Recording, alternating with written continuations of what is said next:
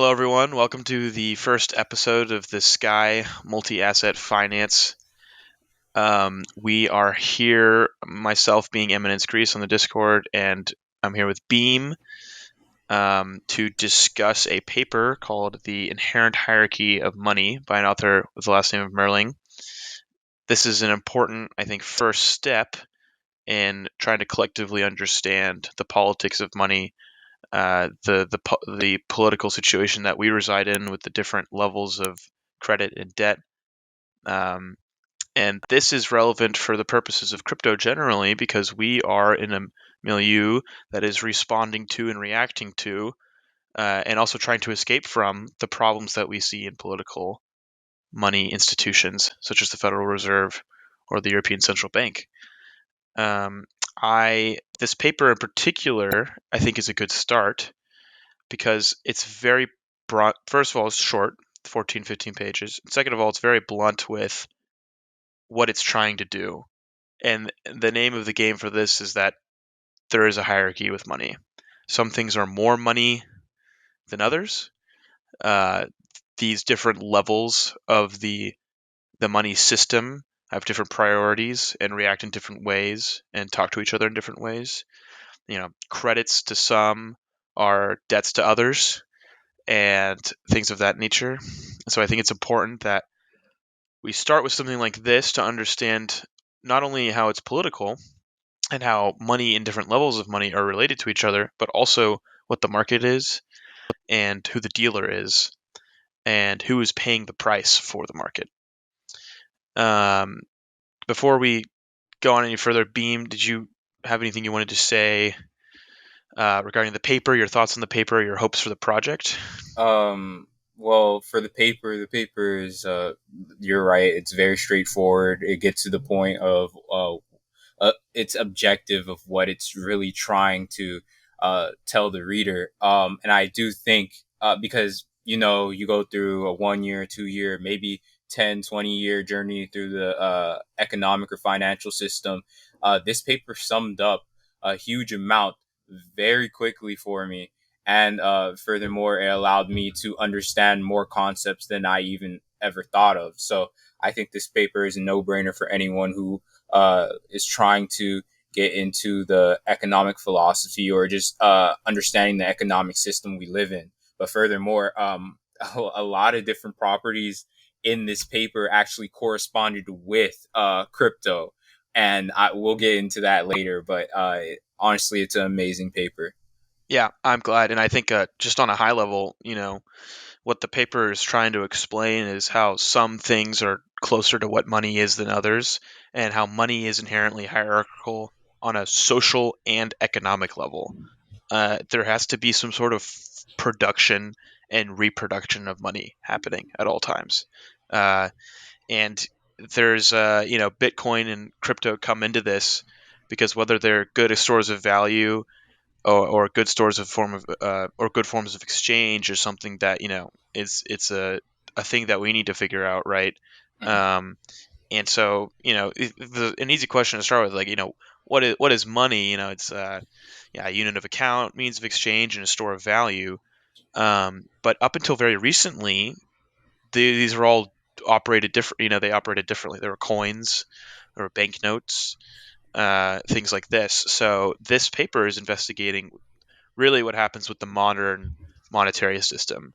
And I think that maybe what we start with is that there's this idea maybe that the dealer is doing something with the market, right? It's sort of providing the liquidity for the market. And an interesting thing with the liquidity is like someone has to pay for this money to be able to flow easily, right? Who is paying for that is kind of maybe what this is going to allow us to look at. In terms of maybe let's it has this simple hierarchy on the second page, the first page, right? Yeah. There's money can be equated to gold. There's currency, there's deposits, and there's securities. And on the securities level, it's the most like credit. And as you go closer and closer to gold, it becomes more like money. And it's it's all about, promises to pay certain things and who is going to be paying it. And kind of like I alluded to, someone's debt is someone else's credit. So just kind of thinking about these things places us in this sort of pyramid almost of where money is coming from and who's dealing it out. And when there's different levels of crises, the person above you in the hierarchy might have to deal with it or be able to deal with whatever crisis you're undergoing, right? Um, yeah, and so that question of like what is money and what is credit is really important. Um, Yeah, and the point that you really like when someone is above you in social and economic status, if they're depending on the contraction or elasticity of those securities. So basically, if economy is either collapsing or going into a downward spiral, um, that person is able to, and in the paper it spoke about that, is going to be able to afford to take out different loans or debt or credit. But the borrowers who are on a lower level won't be able to, and that is like a huge factor because now we're factoring in who what in the hierarchy of these economic tools, what are you even able to afford? And a hmm lot of people don't truly understand that. hmm You are maybe middle class or lower class, and you're playing this out like you're upper class or 1%. You shouldn't be touching such securities or credit, and you should be playing it in a much better role. But I'll let you go ahead. That's deeper. No, yeah, I mean, I think that's an important part of this is depending on where you are in the hierarchy, not even just on a class level, but just like on your relationship to if you're dealing out credit or taking out debt. In times of emergency, some institutions are able to get credit and others aren't. Right? Going to 2008, it was hard to get like loans, and the price on loans it was different for different people in the hierarchy. The central bank bailed out the other banks in order for the system to keep flowing smoothly. Yeah. And this is a political question. And so, an interesting, there's something else I kind of wanted to talk about that's not necessarily explicitly mentioned in this paper, but on kind of how the history, like there's two views on money, at least right before what this paper is talking about, which is when there were coinage economies. There's a chartalist view and there's a medalist view. The medalists were we're always trying to point out that the value of money and coins was about the value of the metal in the coin. And the chartalists were trying to say that the value of the coin is what the king says the coin is worth. Yeah. And so what's interesting here is there was this spread, this difference between these two values, which is really what was a source of anxiety for a lot of these people. And I'm get this when I say this anxiety about this spread, I'm quoting a recent dissertation released by this guy named Colin Drum on the difference that money makes, where he kind of explores uh, how even the common person had to deal with the two different values of money. But for our purposes right now, it's interesting because there's no longer two values of money with the currency itself necessarily. The dollar bill is worth $1. There's not some sort of thing that the paper is worth in and of itself. Um, and so it's interesting now because there still is a sort of difference with the money. It is to get credit now, you're going to have to pay more back in the future, just with how loans work.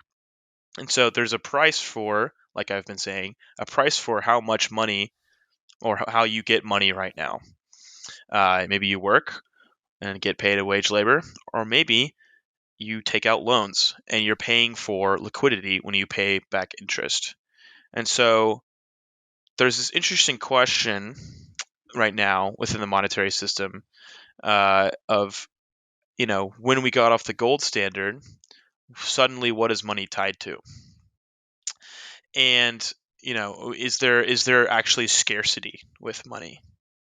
Because the gold standard's point was that we can't make unlimited amounts of money because there's only so much gold in the world. To put it simply, it was a form of creating scarcity. And so now, when we look at what the Fed is doing during COVID with asset purchasing, or during 2008 with bailing out banks, The question is there scarcity? In the hierarchy of money that Merlin kind of points out at the top here, where is this credit coming from? And the modern monetary theorists, which is the MMTers, they claim that the government can just borrow infinitely and pay back itself in its own debt. And they can do this up until the point where there's like insane amounts of inflation. And this is interesting because this is what we're seeing happening right now. The government can, through a series of codes and pressing buttons in a computer, I'd like to imagine that there's just like a single keyboard in the mint and one computer, and it's like pressing the button, more money to the Federal Reserve, right? And so the question is now, where is there actually scarcity? And I think that there's a political question of what does everyone want, and the story that kind of challenging of the scarcity, right, is interesting because is money really scarce? Can we actually infinitely reproduce it? How does that affect this hierarchy? Um, and so I think that the banks, a part of the question of the role of the bank was at first, in its origins, from what I understand, to be reacting to crises, right? There was some sort of financial crisis, the bank did something. But with the Federal Reserve, when it has a 2%, when it has the dual mandate, which is the 2% unemployment and 2% inflation, it seems to be also trying to prevent crises before they even happen. And this is what the paper talks about towards the end. What was the quote that they used? Where it's like, yeah, instead of waiting for a financial crisis to reassert the scarcity of money, the monetary authorities might try themselves to assert the scarcity principle by raising the Fed funds rate or taking away the punch bowl, in the immortal words of William Mackenzie Martin. And so this notion of scarcity is really important, and like kind of producing this idea of scarcity. But then I think like, well, is there scarcity? We've been where's this money been coming from that we've been buying inflation with? And so it's an interesting thing to think about whether money is really scarce. And I think that what Merling is trying to also point out here, and Beam, let me know if you think this is true, is that money is coming from the state at the end of the day. Contrary to maybe a opinion on that money comes from private actors kind of just doing exchanges. It seems to originate in the form of credit or debt or whatever from the top, right? And that dissipates through the bank systems and et cetera, et cetera. Yeah, but I Yeah, think isn't that like the what is it? Like I can't remember what it's technically called, but it's like trickle down economy or economics. it's the idea that this is a different type of trickle down, because the trickle down economics is the wealthy Yeah, get have all this excess money and then they use it to create businesses, which funds with jobs, which trickles down. That's been like pretty historically proven to be untrue, because when you have lots of capital, you're gonna capital moves differently necessarily than like money going to someone who's like getting paid a wage. yeah, You can invest your money in something and it never reaches a worker at all, right?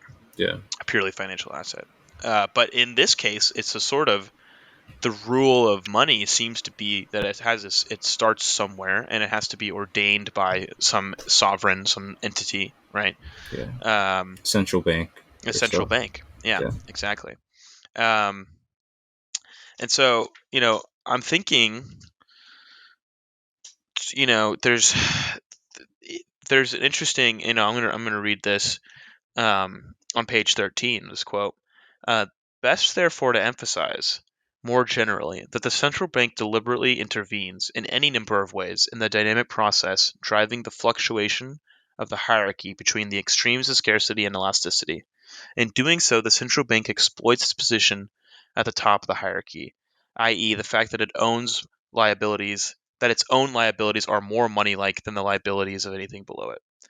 And I was I want to do you have any thoughts on what he's talking about when he says moneyness? Like why are some things more money than others? Um, is it? I feel as though it's the idea that is surrounded around money and the volatility, or not volatility, or velocity of it. How much value does it occur, and the movement of that value, is it affected in any way by the different economic tools or events around it? Yeah, no, I think you're onto something there, and you know, depending on where you are in the hierarchy, it's the closer you are to the guarantee of the money, perhaps has something to do with this moneyness thing. Like the central bank is the ultimate authority on guaranteeing the payment of the credit. Um, and so this is interesting in the sense that your dollar, it's harder for you to maybe realize its value than the central bank if it had its own dollar. Maybe that's kind of what's going on with this.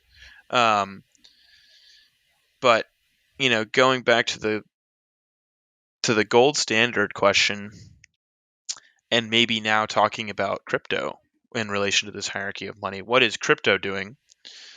It is providing a different market for liquidity and a different place to store your value. Um, and so for me, this is interesting because the hierarchy between where the money is coming from, for him it's the central bank to the banks to the market to us, etc. There's less of a hierarchy with this crypto system. Would you agree? Because to me, it seems like the decentralized nature of crypto To kind of, ex- yeah. Okay, so look, yeah. I'm sorry for cutting you off, but No, no, no, for sure.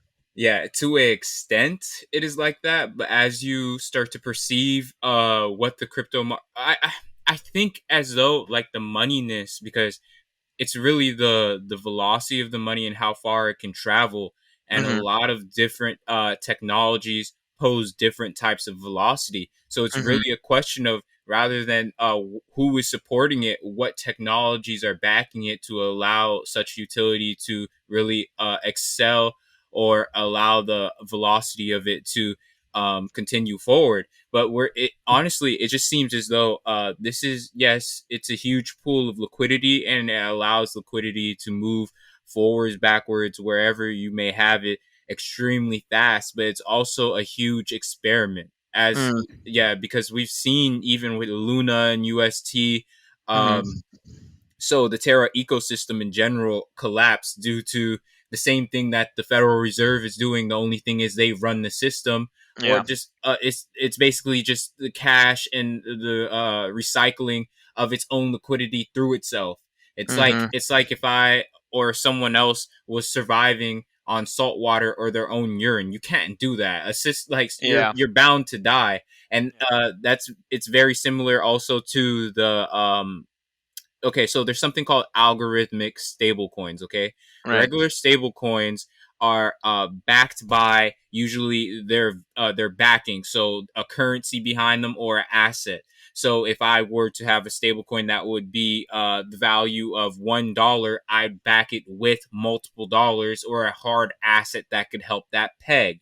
Right. Mm-hmm. So you have other people like the Terra ecosystem who went and started backing their currencies with Bitcoin and other Mm-hmm. assets that are highly volatile. And in a market downturn, you'd get messed up. But furthermore, Mm-hmm. um, going into this with the algorithmic stablecoin, an algorithmic stablecoin allows a stablecoin supply to, or just like a supply of something under that algorithm to increase or decrease with contraction or elasticity. So it's very similar to the credit market that we have, where they can't allow so many like loans or such into the market during a contraction, but during elasticity, right?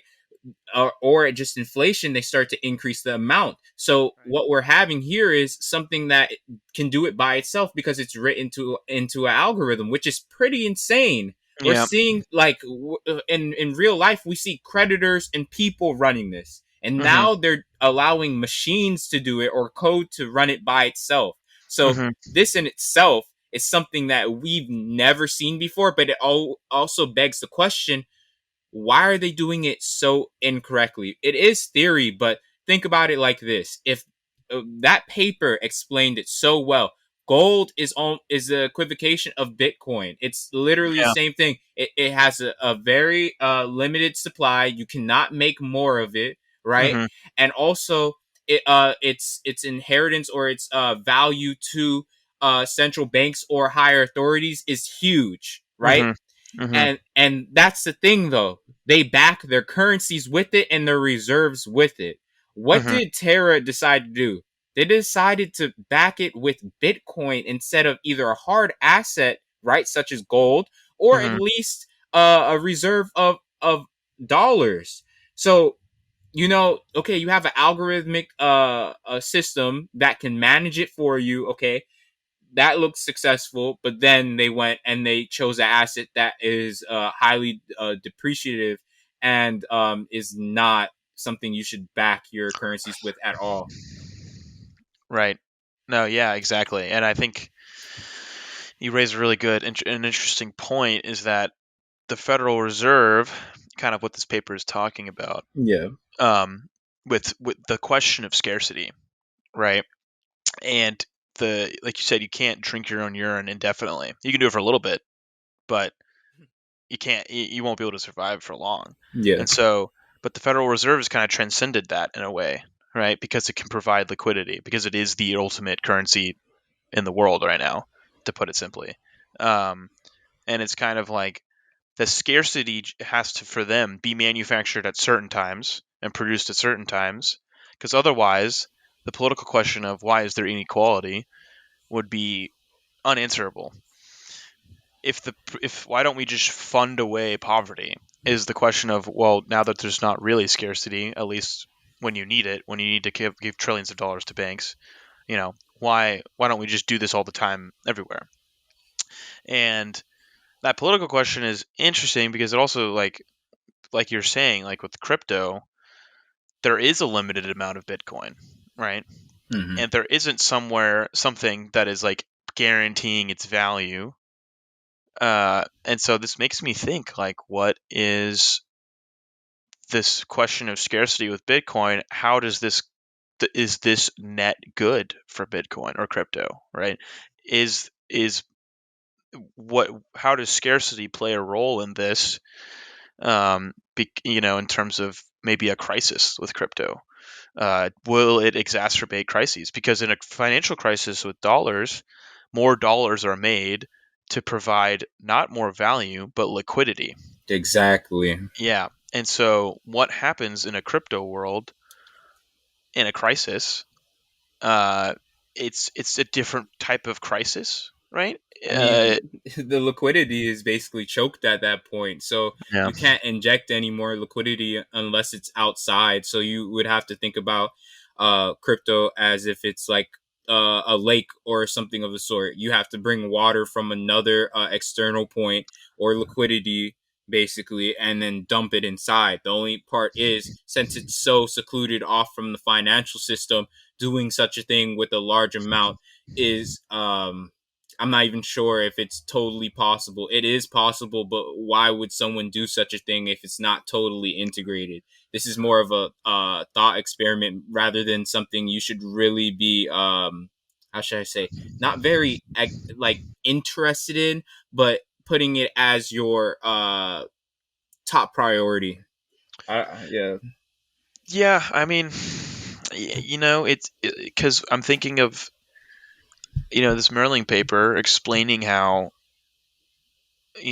basically from what I understand, there's a way where they say, I'm trying to find it, but when they got rid of the gold standard, um, which was the reason for scarcity, Mm-hmm. politics replaced the gold standard in the sense that there's a political question Oh of my. whether we can print more money, right? Yeah. Right. And so Yeah. I'm trying to think, how does crypto give us room to escape this politics of scarcity. Um, it might have a different type of scarcity than the one we're talking about, but Mm-hmm. what are the political implications Of crypto. of crypto with this Um, sort of manufactured scarcity on the other end of things? I mean, okay, so if we're going to judge money, right, by its moneyness and its velocity and how its value can be transferred, you can easily look at either the scarcity or a lot of people don't look at this, the amount of time it takes to send it and the amount of money needed to send it. Because the reason crypto really got popular was really that it could eliminate systems such as Swift, and there's different technologies such as Mm-hmm. ISO 222 that Mm-hmm. is the same technology that Swift is trying to use, but is a regulated standard. So we're seeing that being used, and like it's pretty crazy. Basically, the original system is trying to merge and use this technology so that they can increase the amount of liquidity that they can move, which would also allow the world's politics to also fasten and either volatility to ensue or maybe even collapse to ensue, to be honest with you, because Mm. if you have a lot of money in the system, you're going to see ups and downs very quickly. But furthermore, what you said about the politics, how now it's really politics, you really have to think about that, because when new debt is made and it's transferred to other people around the world or other nations, then it's really the question of who can I work with in order to ensure that my debt is usable, and that's the other thing with crypto. Crypto is like, honestly, I see crypto as a money making machine, more like making money out of thin air. But furthermore, I don't understand why people don't exit out of that, put it into the original system, and then do it again. We've seen literal Ponzi schemes or just schemes where people can create billions of dollars and they don't exit. It is out of my mind how that even happens. But furthermore, I think it is a very lucrative system for branding, allowing political systems to be fully autonomous, and just increasing the velocity of anyone's wealth or just assets in general. Yeah, I mean, and this is a good point. Like, if we are reacting to the scarcity or the manufactured scarcity and the money supply, like again, why can't we get what we all want if we can just make all money at all the time? Um, then you raise a good point. Like, what do we use crypto for? Do we use it to create tons of money privately out of nowhere, and then use that to help ourselves in the real world? Do we use it to make communities, as we do see so often in Discord and other various projects? Um, and is there a solidarity there that we can find? Um, what is the you know what what can we do to disrupt other capital markets with crypto, perhaps, right? Yeah. If we, a lot of you know the origins of crypto itself and Bitcoin were to deal with a dissatisfaction with the monetary market that we know today. Mm. What can we do to kind of use crypto to to satisfy ourselves and Yeah. to escape the problems of the other monetary market? Yeah. Um, and yeah, I mean, um, I feel like there's something there that hopefully we'll be able to explore throughout this series of what our policy options are with crypto. Yeah, I You know what I mean, mean? yeah, it's huge. It's like, honestly, it's huge. I feel as though crypto is just, it's a behemoth, and we've been seeing tech, as in software and different stuff, rise. Uh, to, oh my god, I don't even know a word for that. It's just um, it's parabolic at that. Because truly, it's now, if you have an idea, get a software developer or someone who can make it happen, and then you and just market it, and usually it can make some type of money. The only thing is, I don't think anyone is able to actually think of ways in order to really play off of that and expand over and over again to the point where it's infinity. Like, because if Mm, the Fed can do it, you can most definitely do it. And we've seen multiple people have billion-dollar empires in crypto, and then it collapses, and then they're left with millions, but still, you could have exited and done maybe a V2 or a new version of that, almost like a snake Hmm. shedding itself, and then Hmm.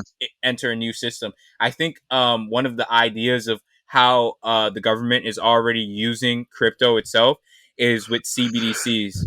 Hmm. So Yeah. so central bank digital currencies are basically the equivalents of crypto, but on the government's own blockchain. So a blockchain is where you have um, your cryptocurrency and all the different projects, protocols, softwares that are made on top of it. If I had my own blockchain, then I would be able to effectively go ahead and make my own coins. I could rule my own blockchain, right? I could see everything that's on it as long as I have user privileges, or I can make it totally public, or I can make it totally private. So we're starting to Hmm. see different entities, such as banks, thinking about building their own blockchains because they could have their own private ledgers, and their Hmm. ledgers could run as fast as maybe like I don't know. I don't want to say any coin because they're gonna think I'm biased probably, but a coin that runs like 3 seconds, 4 or 5 seconds for a transaction,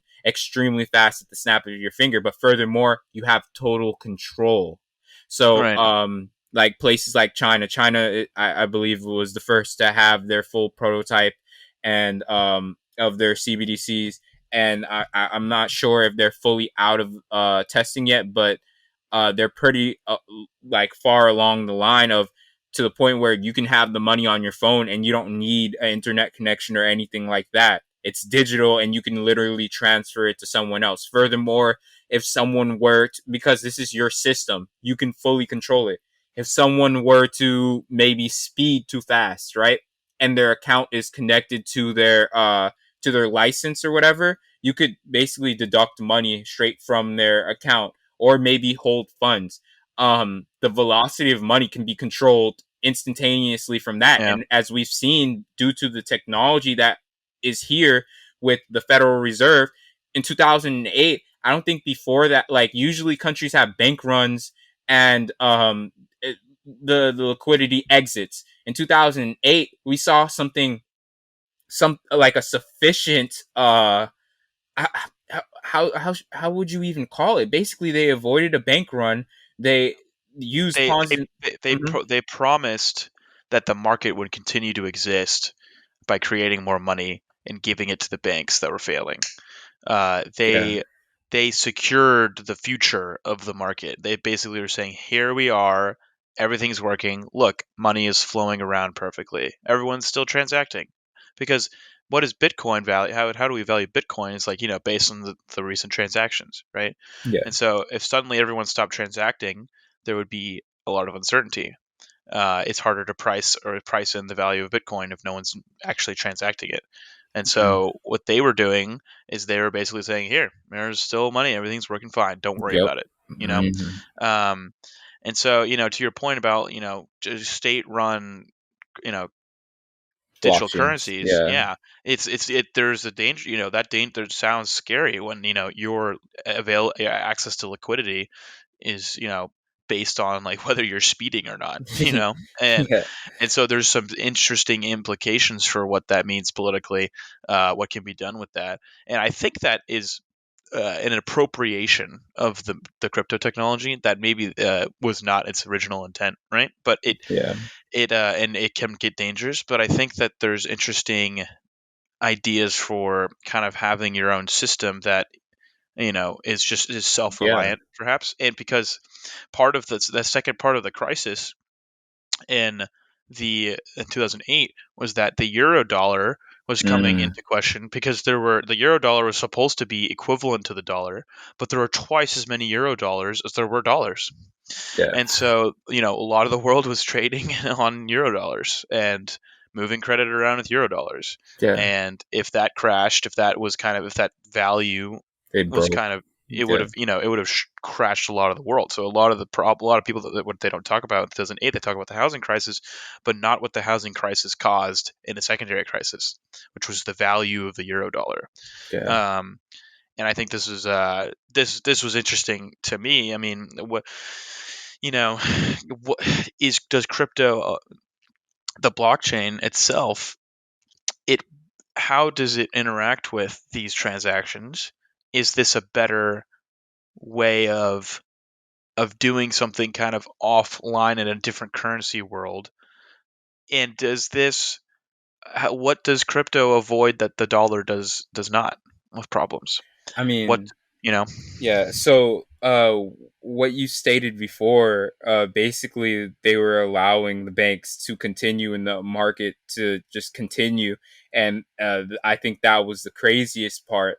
It was the fact that you could do that, and they think about this. They did that manually, by the way. If they had their own system, they could inject liquidity instantaneously to those providers or those Yeah, parties. And yeah, and that's the crazy part, because now they're like, when is the party going to end? I'm yeah, not even sure if the party is going to ever end, because yeah, when in society, right? You could go into conspiracy theories, but I really don't want to do that right now. I want to yeah, do Occam's razor real quick. yeah, Where yeah, yeah, so when in society have we ever had technology like this to basically transmit currency this fast or allow autonomous actions? yeah, Never. We've yeah, never experienced this. So when we've seen different economic collapses, this does not compare to the system we're in, and it kind of makes you ask yourself if, because this is something like I talk to people about a lot, if you were to transition over to that system, the euro dollar, if it were algorithmic, or like it was done off of a CBD system, right? So that it says that dollar equals this, and there's no changing that, right? That's just hmm the rules. It's like if I was making a variable in coding, I say um flour equals 5. Flour has to equal 5. Like yeah, it will equal 5 as long as it's a constant. But I'm not going to get into coding right now. But yeah, yeah, so the system itself is intrinsically it's just amazing, because the autonomousness and the how it allows just free flowing liquidity. So I think every business, especially Sky is looking into this right now. Actually, we're making a couple. I'm not going to speak about that. We're making a couple transitions for that.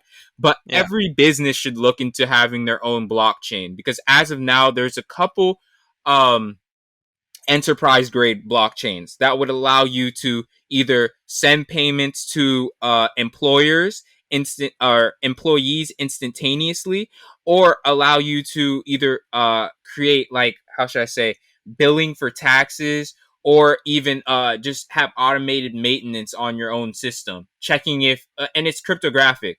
As of now, we don't really have technology that can crack through it unless you have a quantum computer sitting in your right, backyard. right, So yeah.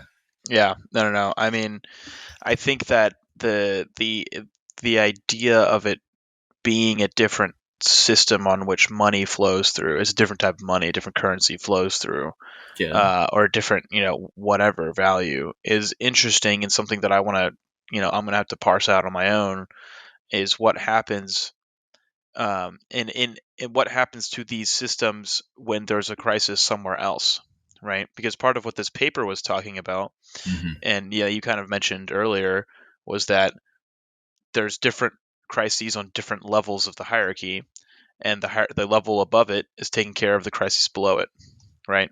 Um, and so Yeah. I'm just trying to think of where if this would be doesn't seem like it would be a hierarchy, but rather just like a horizontal Oh, yes. series of Yes. different blockchains.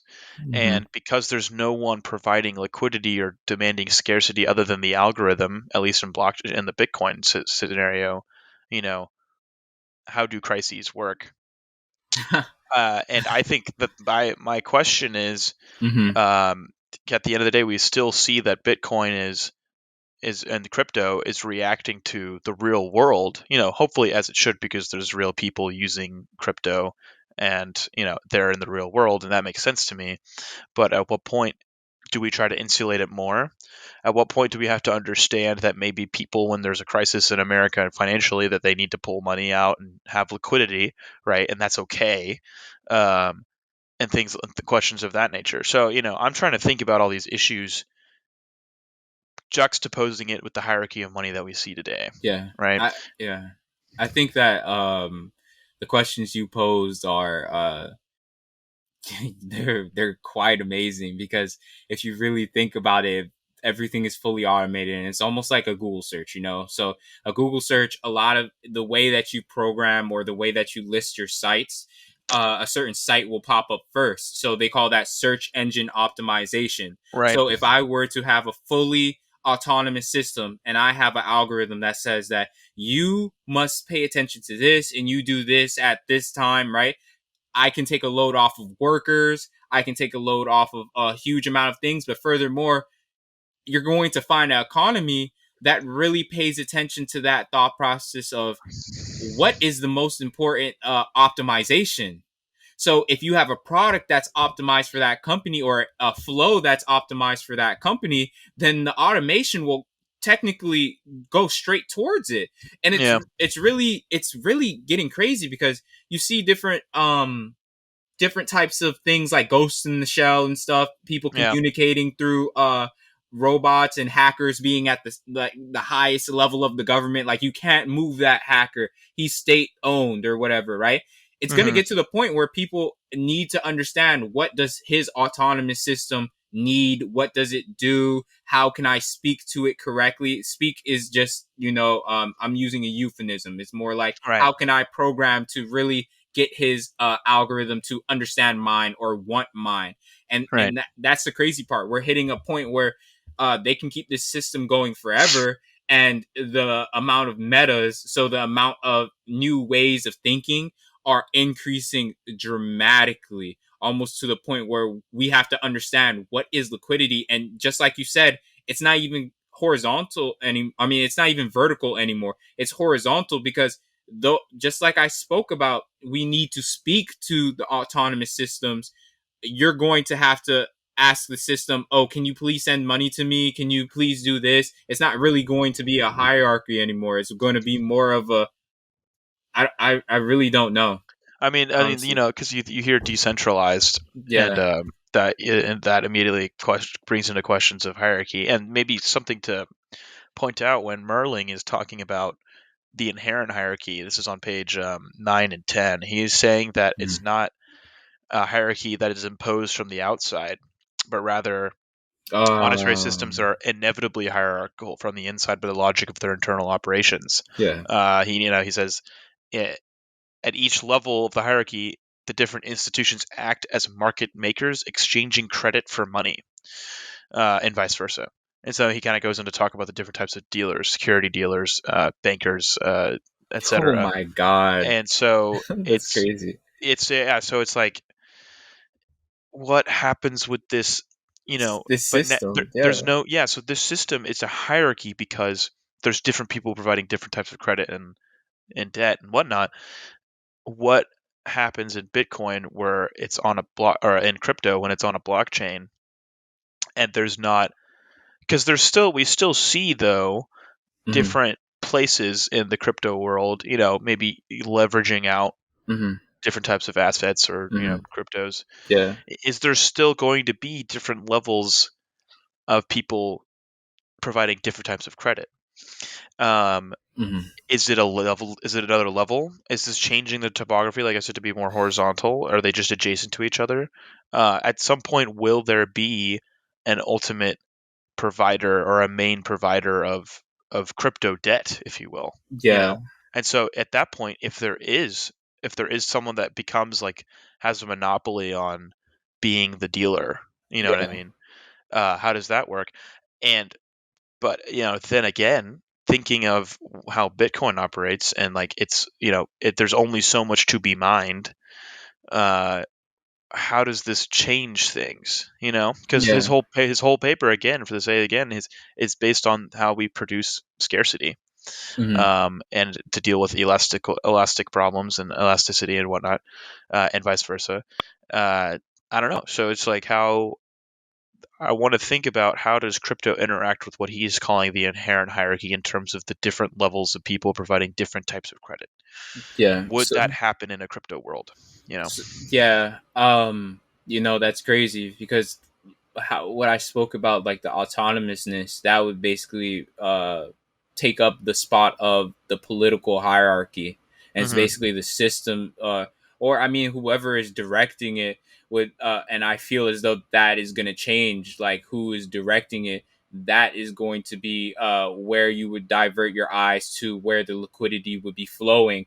And furthermore, in DeFi, we find that a lot of the times for these loan protocols, they're instant, they're autonomous because they're done through smart contracts. So if you have Hmm. enough money, they will loan you out something instantly. So think Hmm. about the market being extremely liquid and allowing you to basically put in your collateral and getting something out instantaneously.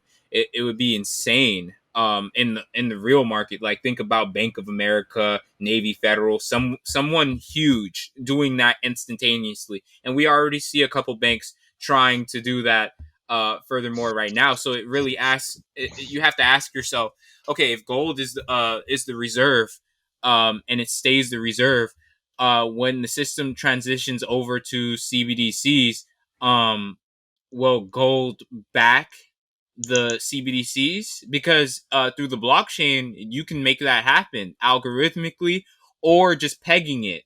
Not even pegging it like UST or US Tether is talking about, but just pegging it on the system so that it says this one gold equals this and it holds that value. I don't care. I put the rules on my system and it says that, right? Hmm. I don't know. That would be insane at that point because it would be like holding gold is just the equivalence of the dollar again.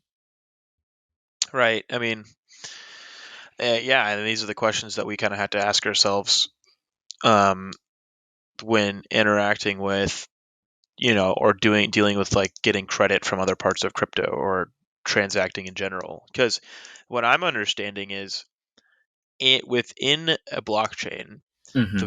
a lot of the value provided is coming from um, the people, the transactions being able to be verified, you know, Yeah. uh, made public. There's always a market. And maybe let's talk about what Merling is saying. The dealer, right? Mm-hmm. Who is Oh the yeah. dealer in the blockchain? Is it the blockchain itself, right?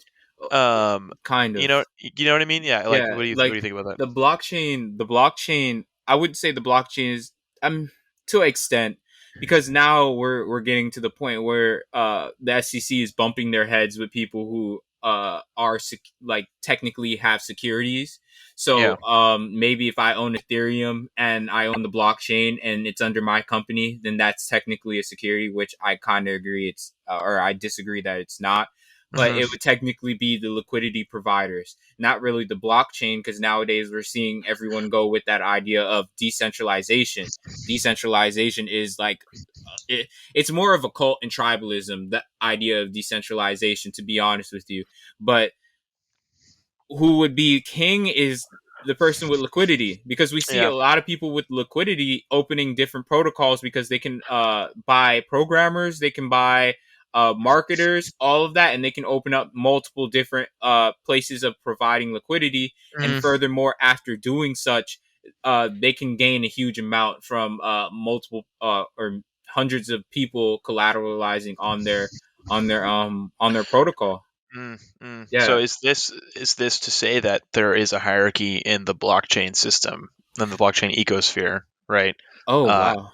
and but it's not as structurally implemented. It's kind of more of like a who can accumulate the whatchamacallit, Yeah, the because it's not really if because you can't even say Bitcoin is equivalent to gold on the blockchain. Like yeah. seriously, there is no hard asset. So if you were to I feel as though there is no system right now. Maybe liquidity is king, I guess, but you could technically say it's all just paper money at this point. I mean, yeah, because the Merling's point is that the hierarchy is a hierarchy because of who is able to dole out credit for money, right, or debt for Mm-hmm. money. And so if the hierarchy at the top is based on the fact that the central bank can just release money ad Um. infinitum. Okay. That's a liquidity issue, liquidity provider Yeah. that backs up the market. So with Bitcoin, or I keep saying Bitcoin, but crypto, how do these all these blockchains interact with each other? What's tying them together? Um, what is the at the top? What is happening? And when I say, is there a top within Hmm. the ecosphere of crypto, is something that we should figure out. Yeah. I Something that think we ask ourselves. I think that actually, when you look at currencies and different things, and it's on the lower level of the hierarchy, right? It's equivalent to securities. I think crypto actually might be at the bottom of the hierarchy. Mm, Like if we're talking about the whole hierarchy, it might actually be the lowest because it's not even uh the value isn't even equivocally there. It's not really extremely mainstream. Well, it's mainstream, but the legislation, I mean, in the political sphere isn't created fully. So it's not even it's yeah, at that point it's not really. I mean, yeah, I mean, so really, the reason there's a hierarchy is because the person, at least in and I'm thinking of like the monetary system right now, is that kind of like we talked about with the financial crisis, the central bank was able to promise that the market would continue to exist by giving out money, right? Yeah. And so, what is Bitcoin doing? At least let's talk about Bitcoin. It is constantly being mined.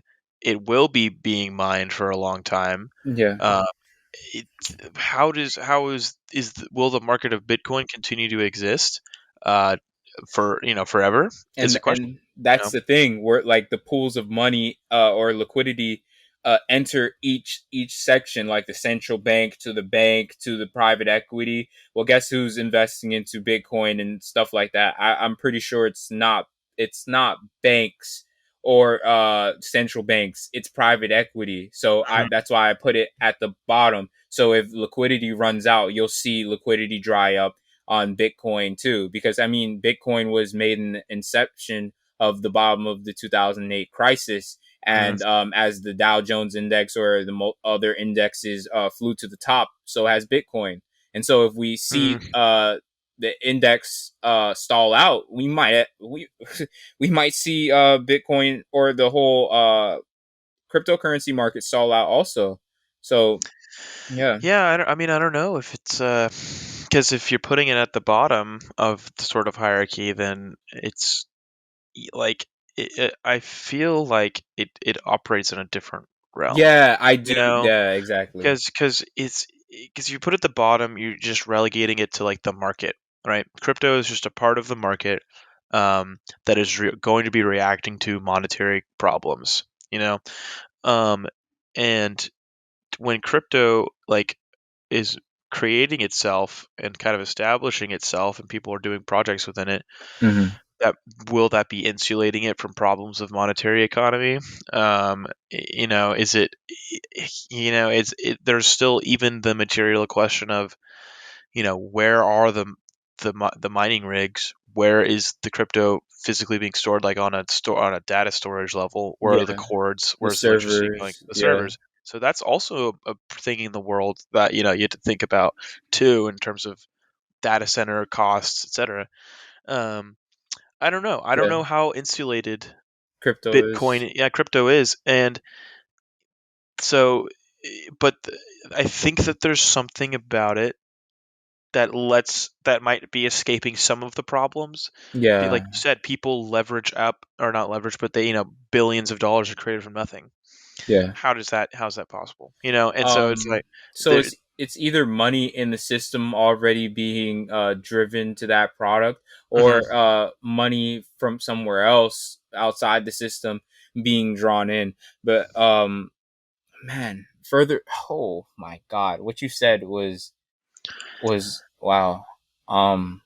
Yeah, I don't know. It's something we had to think about, right? What are the weaknesses in this ecosphere and this crypto in the crypto world, like on the I think it's blockchains? technology. I don't think it belongs in the hierarchy. I think that we Yeah, fictionalize it as a source of money, but furthermore, it's just technology yeah, because I think that it should be connected to systems in order to use.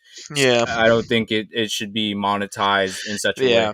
yeah. So that's a good. I think that's maybe a good ending note. because as we're coming up on the hour, Yeah. the 45-minute to hour mark is do we view crypto itself as a currency, as a money?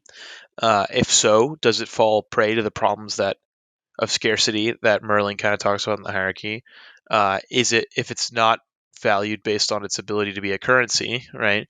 Um, how does the technology help us? And these are kind of questions that we can continue to ask as time goes on. I mean, because I'm trying to see from my studies of monetary systems and financial problems in the money markets and hit the history of money. What is crypto doing that's the same, that's different? Hmm. Is it some? Should we group it in, like you gave the really good point, with money, right? Uh, it is a store of value, sure.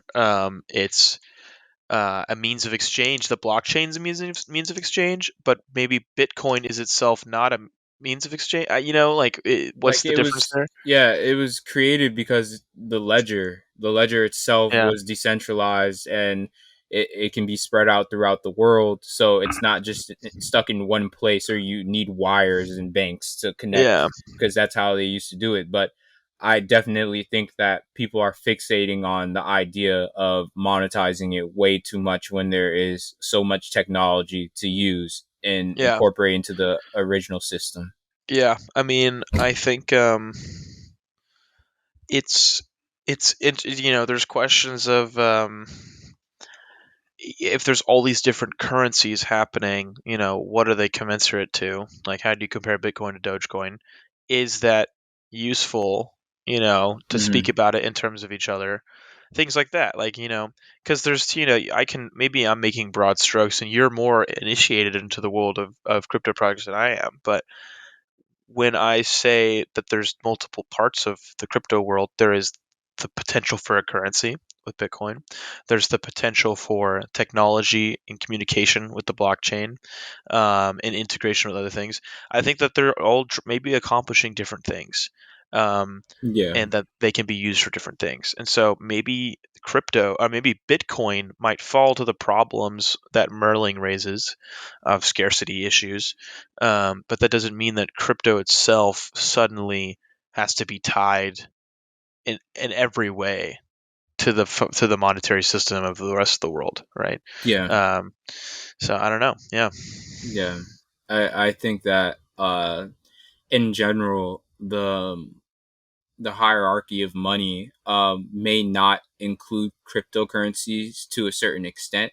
I think that cryptocurrencies to an extent do fit in, but I do think the original or the most powerful properties of cryptocurrency uh, should be voiced in a different way. And I think next time we should talk about the properties of cryptocurrency and how that either increases its value, its velocity, or anything of the sort. What makes hmm it so? Maybe we make our own hierarchy of crypto. Yeah, I mean, because what he's saying, what Merlin's saying, is that inherent to a money system, there's going to be different levels at which different types of credit are given out.